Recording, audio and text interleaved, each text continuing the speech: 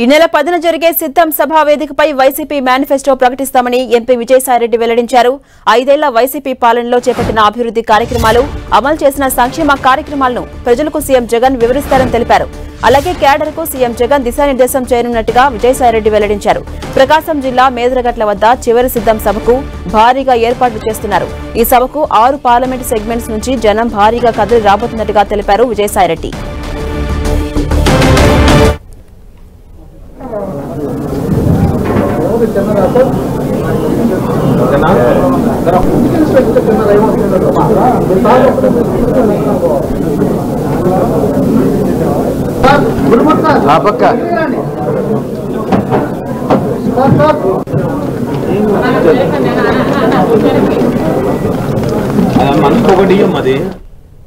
ఈ నెల 10న జరిగే సిద్ధం సభా వేదికపై వైసీపీ మేనిఫెస్టో ప్రకటిస్తుందని ఎంపీ విజయసాయిరెడ్డి చెప్పారు. దీనికి సంబంధించి మరింత సమాచారం మా ప్రతినిధి శంకర్ అందిస్తారు. శంకర్, మేదరమెట్ల వద్ద ఈ నెల 10వ తారీఖున నిర్వహించబోయే 4వ సిద్ధం సభను అత్యంత సక్సెస్ చేసేందుకు అన్ని సన్నద్ధం చేశామని చెప్పేసి విజయసాయిరెడ్డి ఈ రోజు మీడియాకు వివరించి చెప్పారు. ఈ మీడియా సమావేశం కంటే ముందు ఇంటర్నల్ గా ఎమ్మెల్యేలతో పాటు మంత్రులతో, వివిధ ఎంపీలతో, రీజనల్ కోఆర్డినేటర్తో సమావేశం నిర్వహించారు. ఈ సభ సక్సెస్ చేసేందుకు ఎటువంటి చర్యలు తీసుకోవాలి, ఏ విధంగా అనేది మన రూట్ మ్యాప్ ఉండాలనే దిశగా అందరితో చర్చించిన అనంతరం మీడియాతో మాట్లాడడం జరిగింది. అయితే ఈ 5 సంవత్సరాల్లో, ఈ 4 నెలల 10 నెలల్లో ప్రభుత్వం చేసినటువంటి సంక్షేమ పథకాలతో పాటుగా వచ్చే ఎన్నికల్లో మేము ప్రజలకు ఏం చేయబోతామనే ఒక దశాదిశను మేనిఫెస్టోలో రూపొందించి, ఆ మేనిఫెస్టోలో కూడా ఈ వేదిక పైనే ఆ రోజు 10వ తారీఖున సభ పైనే ప్రకటించబోతున్నట్లు కూడా విజయసాయిరెడ్డి ప్రకటించడం జరిగింది.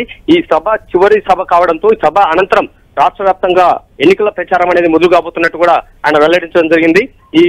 ఈ నెల 10 తర్వాత ఏ క్షణమైనా సరే ఎన్నికల నోటిఫికేషన్ వచ్చే అవకాశం కూడా ఉందని చెప్పేసి నాయకులతో పాటుగా మీడియా కూడా వివరించడం జరిగింది. ఈ ఎన్నికల ప్రచార సభ కంటే ముందు, ఎన్నికల ప్రచారం కంటే ముందు సభా వేదికగా వైసీపీ క్యాడర్ కు, రాష్ట్ర వ్యాప్తంగా ఉన్నటువంటి వైసీపీ క్యాడర్ తో పాటు నాయకులకు, మిగతా అన్ని వర్గాలకు కూడా దశాదిశను అనేది నిర్దేశించబోతున్నారు.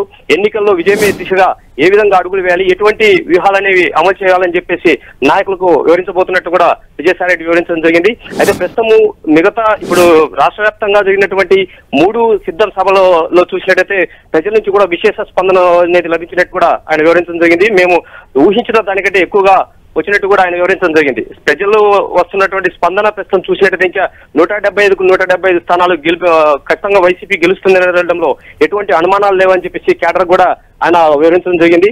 అయితే ఈ ప్రతిష్టాత్మకంగా తీసుకున్న ఈ 4వ సభలో మాత్రం మొత్తం 100 ఎకరాల్లో దీన్ని నిర్వహించబోతున్నట్టు చెప్పారు.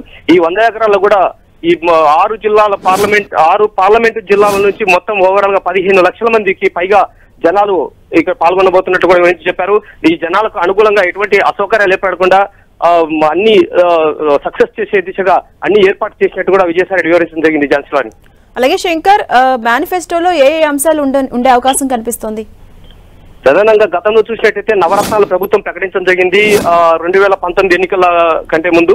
అదే విధంగా ప్రజెంట్ ఆ నవరత్నాలతో పాటుగా ప్రజలకు రుణమాఫీ అనేది ఒకటి, రైతుల పరిస్థితిని ప్రస్తుతం దృష్టిలో ఉంచుకొని వాళ్ళకు రుణమాఫీ ప్రకటించే అవకాశం ఉందని చెప్పేసి ఒక జోరుగైతే ప్రచారం సాగుతుంది. దీంట్లో వైసీపీ వర్గాలు కూడా ఎక్కడ పట్టినా చర్చించుకోవడం జరుగుతుంది. సో రుణమాఫీతో పాటుగా మిగతా కొత్త అంశాలు ఏ చేరుస్తారనే ఒక ఉత్కంఠ అయితే కొనసాగుతుంది. అయితే దీనికి సంబంధించిన మేనిఫెస్టోలో ఎటువంటి అంశాలు చేర్చాలి, ప్రస్తుతము రాష్ట్రంలో ఉన్న పరిస్థితులకు అనుగుణంగా రైతుల పరిస్థితులతో పాటుగా మిగతా వర్గాలకు ఎటువంటి అంశాలను ప్రజలు కోరుకుంటున్నారు, ఈ యొక్క అంశాలు మొత్తం టోటల్ బేరీజ్ వేసుకొని ఈ మేనిఫెస్టోలో అనేది ప్రస్తుతం తయారు చేస్తున్నాము. ఇది ఒక మరో 4 రోజుల్లో 5 రోజుల్లో ఇది సిద్ధం కావచ్చు. 10వ తారీఖు లోపు ఈ మేనిఫెస్టో అయితే సర్వసన్నద్ధమవుతుంది. ఆ వేదిక పైన ప్రకటించడం జరుగుతుందని చెప్పేసి విజయసాయిరెడ్డి అయితే వివరించడం జరిగింది. Jhansi Rani, right, thank you Shankar. మనం మేనిఫెస్టోలో పొందుపరచబోయేటటువంటి అంశాల గురించి కూడా గౌరవ ముఖ్యమంత్రి వర్యులు ఈ సభలో తెలియజేస్తారని మీ అందరికీ కూడా తెలియజేసుకుంటున్నాను. మేనిఫెస్టో అన్నటువంటిది తయారవుతూ ఉంది. అది సరి అయిన సమయంలో ఆ మేనిఫెస్టోని రిలీజ్ చేయడం జరుగుతుంది.